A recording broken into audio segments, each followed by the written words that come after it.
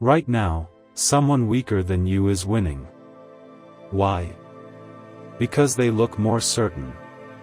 They speak without hesitation. They act like they deserve everything. And the world believes them. Meanwhile, you hesitate. You overthink. You wait for the right moment, the right words, the right feeling. And as you wait, someone else takes what could have been yours. Confidence isn't a trait. It's a weapon. And if you don't carry it, someone else will use it against you. Machiavelli knew this centuries ago. The bold get ahead, even if they lack the skill. The hesitant stay behind no matter how brilliant they are. Because power doesn't belong to the best. It belongs to the most certain. This video is a turning point. Not for motivation, not for comfort, but for control. You'll learn how to erase hesitation, speak like a ruler, and move like a man who expects to be obeyed. Watch closely. Because from here on, your weakness will no longer be tolerated. It will be replaced. You weren't born weak. You were made that way. By repetition, by reward, by rules, trained to obey, trained to seek approval, trained to ask, "Is this okay?" What lives inside you right now is not a man. It's a servant conditioned to please, programmed to submit. A loyal dog who flinches at judgment and waits for permission. That voice in your head, the one that hesitates, that overthinks, that apologizes before speaking, that's not you. That's the inner servant. And if you don't kill him, you will never be free. Machiavelli didn't whisper. He commanded. He didn't wait to be understood. He acted and let others catch up. He didn't ask for power. He seized it because he knew those who ask don't deserve. Your transformation starts with inversion. Every time you want to shrink, expand. Every time you want to explain, pause. Every time you want to apologize, stare. Because dangerous confidence doesn't come from feeling ready. It comes from doing what the inner servant would never dare. You walk faster. You take up space. You stop nodding. You stop softening your tone. You speak like your words are decisions, not suggestions. Confidence isn't a mindset. It's an identity.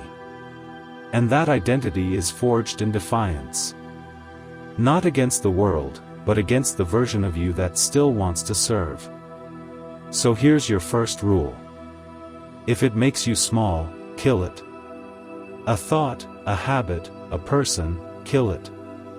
If it makes you hesitate, confront it. If it makes you weak, deny it.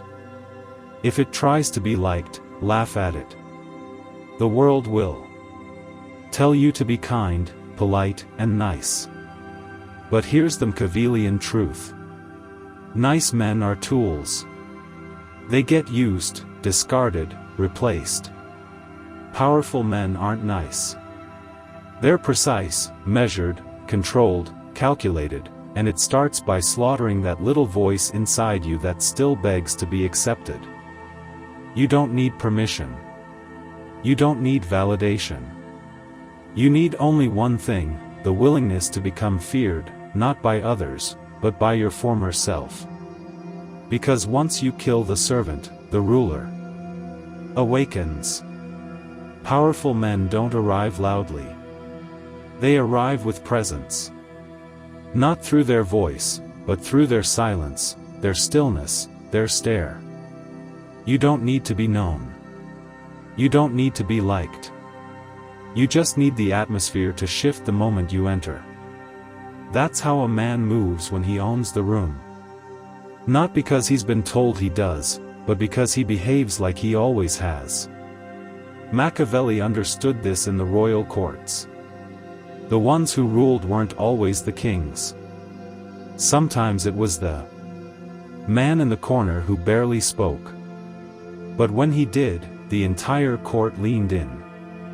Silence is control. You think talking makes you dominant. It doesn't.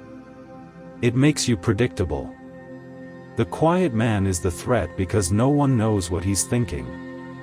When you walk into a room, you don't look for permission. You don't glance around for approval. You observe. You absorb. You let the others rush to prove themselves while you calculate. Your posture speaks before your mouth does. You move slowly, not because you're uncertain, but because you're in no hurry. Predators don't sprint unless it's time to strike. Until then, they wait, calm, ready. Most people don't even realize how fast they move, how fast they talk, how often they interrupt, because they're trying to impress, because they're still beneath someone else's judgment. But when you walk in like you own the room, you don't speak to impress, you speak to decide. Every sentence carries finality. Every word sounds like a conclusion. People start to listen differently. They don't challenge you. They calibrate themselves to you. And when others speak, you wait. You let them go first. You let them reveal their hunger, their insecurity, their weakness. Because the one who talks first usually gives away what they fear. And once you know that, you can bend them at will. You don't chase energy. You create gravity. Because confidence at this level is not about being liked. It's about making others question their own position just by standing near you. So you carry yourself like you've already won. Not arrogantly, but like someone who doesn't compete because he's already chosen himself. If they respect you, good. If they don't, better. Because indifference to approval is the final form of power. And if the room wasn't yours when you entered, by the time you leave, they'll remember it like it was. Not because you demanded it, but because you didn't have to. Words are not just sounds. They are weapons. And most men speak as if they're asking for permission to exist. You can spot them instantly. The rising tone at the end of every sentence. The nervous laughter. The endless, I think maybe. I'm not sure. But they speak as if they're apologizing for taking up space. That is not speech. That is self-sabotage. Machiavelli knew the truth. Power is not always in what you say, but how you say it. And when you speak like you cannot be denied, people don't analyze your words. They submit to the weight of your certainty. Because here's the game. People are not logical. They're emotional. They don't follow truth. They follow conviction. If you sound sure, they assume you are right. If you hesitate, they assume you're not worth listening to. So, what does a Machiavellian voice sound like? It's slow, calm, final. You speak as if your words are not open for debate, as if each sentence is a decree. You speak like someone who already expects to be obeyed. It doesn't matter if you're in a room full of experts. If you sound like a decision, they'll defer. That's the first rule. Sound like the end, not the beginning. And here's what most will never tell you. You don't need to speak often to be respected. In fact, the more you say, the more chances you give others to decode you, challenge you, or worse, stop fearing you. Speak less, mean more. When you do speak, eliminate softness. No filler, no explanations, no apologies. Never say, I'm just saying. I could be wrong. I don't know if this makes sense, but those are escape hatches for the weak. Burn them. Say what you mean and leave it there. Let others deal with the silence that follows. Because silence, after a strong statement, is powerful. It dares people to challenge you, and most won't. Why? Because they're too afraid of what else you might say. Now understand this. The tone of your voice is your true message. The words are the surface. But your tone, your calm, grounded, deliberate tone tells people exactly where you stand in the hierarchy. You want to rise. Lower your pitch. Slow your tempo. Remove the nervous energy. Sound like someone who has nothing to prove and everything under control. Sound like a man who's already made up his mind and expects the world to catch up. You don't win conversations by being louder. You win them by speaking in a way that makes people feel your words aren't suggestions. They're facts. This is how rulers speak, how generals speak, how kings in exile speak before they take their thrones back. And if someone challenges you, never defend, redirect. Don't argue. Don't explain. Don't justify. Just say, I disagree. Or better, that's incorrect. And then move on. Because when you refuse to debate, you signal something terrifying. That your reality is not up for negotiation. That's how you control a room without ever raising your voice. Because confidence isn't volume. It's gravity. It's the invisible weight behind your words. The assumption that when you speak, others should listen. When you speak, the room should feel it. Not through noise, not through arrogance, but through unshakable certainty. You're not trying to be right. You're speaking like someone who can't be wrong. You're not trying to be heard. You're speaking like someone who doesn't care if you agree because you will eventually. That's power. And from this point forward, it's how you speak or you stay silent. Confidence without control is decoration. You can walk tall, speak well, and move with authority. But if someone can still trigger you with a sentence, you are not powerful. You are exposed. This is where most men fail. They master presence. They master speech.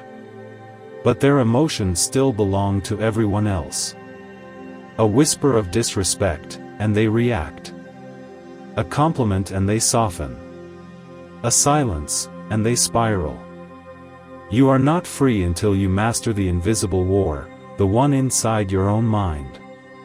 And that begins by rewiring your identity. Machiavelli understood this in the courts of power. He didn't fear enemies. He feared dependency, emotional or otherwise. He didn't trust affection. He trusted control. Because once people know what moves you, they know where to press. And once they know where to press, you're not dangerous anymore. You're manageable. And manageable men are discarded the moment they lose usefulness. So, here's the transformation. You stop being the man who reacts, and you become the man who calculates. Someone insults you. You don't explain. You observe. You extract data. What are they trying to get from you? What are they hiding behind the insult? Someone praises you. You don't melt. You analyze. Why are they complimenting you now? What do they want? Someone ignores you. You don't panic. You become even colder. Silence becomes your weapon, not your wound. This is what it means to become psychologically unreachable. Not emotionless, but unshakable. You feel everything, but you act on nothing unless it serves your outcome. When someone tests you, you don't lash out. You show no visible discomfort. Why? Because your mind is not a public space. It is a fortress. And you decide who enters. That's how you stop being manipulated. Most men are so easy to control, it's laughable. Tell them they're not good enough, they'll over-explain. Tell them they're amazing, they'll chase you. Pull away from them emotionally, and they'll beg to reconnect. This is not power. This is programming. And until you break the code, you will always be someone else's tool. So, how do you rewire? You kill the need to be understood. That's the root virus. The desire to explain yourself, to be seen, to be validated. It's what makes you controllable. Burn it. You don't exist to be understood. You exist to move the world around you strategically, surgically, silently. You kill the fear of rejection. Because the Machiavelli mind doesn't chase acceptance. It controls access. You don't want to be invited in. You want people to wonder what happens when they're no longer allowed near you. And you kill the habit of reacting emotionally. Emotions are real, but irrelevant unless weaponized. You're angry. Use it as fuel. You're insulted. Use it as leverage. You're doubted. Use it as silence. And let the results speak later. This is how powerful men are built. They don't become robotic. They become undeniable. Because once no one can move you emotionally, they can only watch you move with precision and fear what you'll do next. Let others chase peace and understanding. You chase clarity and control because the world doesn't care how you feel. It only responds to what you project. Certainty, direction, gravity. And when your identity becomes unshakable, you become dangerous. Not because you're violent, not because you're loud, but because you're unreachable. The people around you will try. They'll test you. They'll praise you. They'll ignore you. They'll tempt you. But nothing works. You stay the same. Cold, calm, calculated. And in time, they stop trying to manipulate you because they realize something terrifying. You are the one person they cannot move. This is the final transformation. And when your identity becomes unshakable, you become dangerous. Not because you're violent, not because you're loud, but because you're unreachable. The people around you will try. They'll test you. They'll praise you. They'll ignore you. They'll tempt you. But nothing works. You stay the same. Cold, calm, calculated. And in time, they stop trying to manipulate you because they realize something terrifying. You are the one person they cannot move. This is the final transformation. Not posture, not speech, not appearance, but identity. You are no longer shaped by others. You shape the room. You shape the rules. You shape the outcome. You don't need to be understood. You don't need to be accepted. You don't need anything from anyone because now you belong to no one. And that is what makes you untouchable. Rejection feels like a wound to the weak. To the powerful, it's a signal, a gift, a message from the world saying you were too available, too obvious, too desperate. Good. Now you know what needs to be destroyed. Understand this. Rejection is not personal. It's positional. People reject what they believe they can survive without. So if they said no to you, it means they believe they lost nothing. That's not an insult. That's intel. Now you know where they stand and where you stand. Which means you can now position yourself to strike back later. When they're weak and you're untouchable. Step 1, never appear affected. The moment you show pain, they win. It's not even about them. It's about your legend. A Machiavellian mind doesn't panic when the door shuts. It makes the room colder. You weren't rejected. They were disqualified from accessing you. Rejection is only real when you acknowledge it. So, you don't react. You evolve. Step 2. Withdraw your presence like a weapon. What happens when something you took for granted disappears? You begin to feel its weight, its value. That's exactly what you do when rejected. Vanish. No explanations, no emotional farewells, just a strategic absence. And while they feel the void, you build. Machiavelli said, men should be either treated generously or destroyed because they take revenge for slight injuries, but not for ones too severe. So don't hurt them. Make them irrelevant. Make your silence louder than your words. Make them wonder where you went, how far you've gone, and if they ever had access to you at all. Step 3. Reframe the narrative. Rejection only has power if it looks like you were chasing something. So rewrite the story, not for them, but for yourself. You weren't rejected. You selected yourself out of a game too small for you. You allowed them to say no because you were observing their behavior. You gave them one opportunity to prove they had the discernment to recognize power. They failed. And in that failure, they told you everything you needed to know. Now you vanish and upgrade. Step 4. Convert rejection into control. Here's where you win.